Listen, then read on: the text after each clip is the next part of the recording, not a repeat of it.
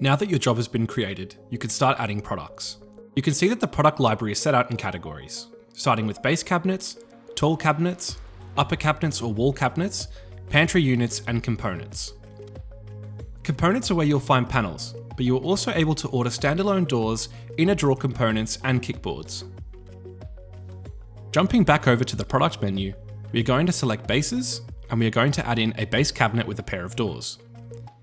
To modify the dimensions of the product, we can start making changes to these fields.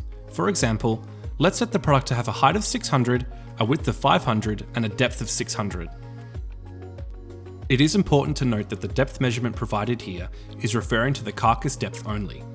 If you are looking for the total depth of the cabinet, including the doors, to be 600mm, you'll need to set the depth field to 583.5. This will obviously be dependent on the thickness of your exterior material.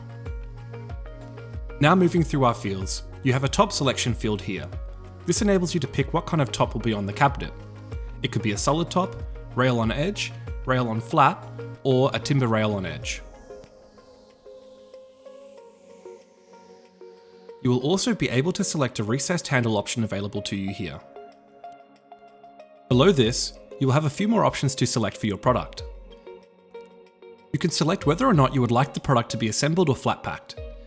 You'll see that when you select assembled, it will automatically turn on the supply hardware option, meaning that you will have the relevant hardware included in your order. You'll have the option to include the door faces,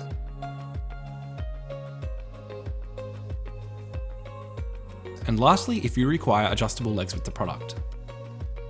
Moving to the next tab, you are able to make adjustments to the exterior and interior materials of your product. You can either search for the material using the search function, or you can browse the library of available materials and door styles.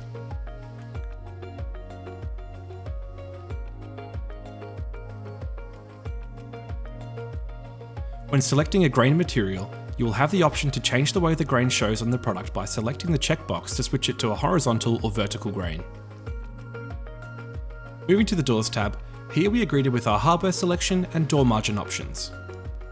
To change which hinge series we would like for the product, you can simply select from the available options here, and if necessary, you can change the number of required hinges for the door. You can also change the door margins for the product.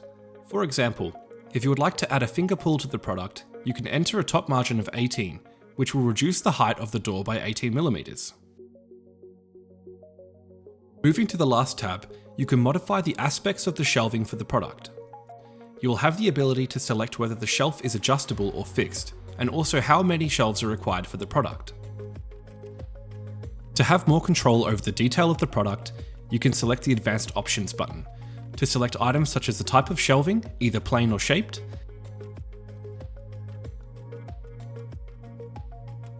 the exact position of the shelf, either by percentage or converted into millimeters, and lastly, the setback of the shelf. You'll be able to add more shelves either with the auto positioning or assigning the position manually.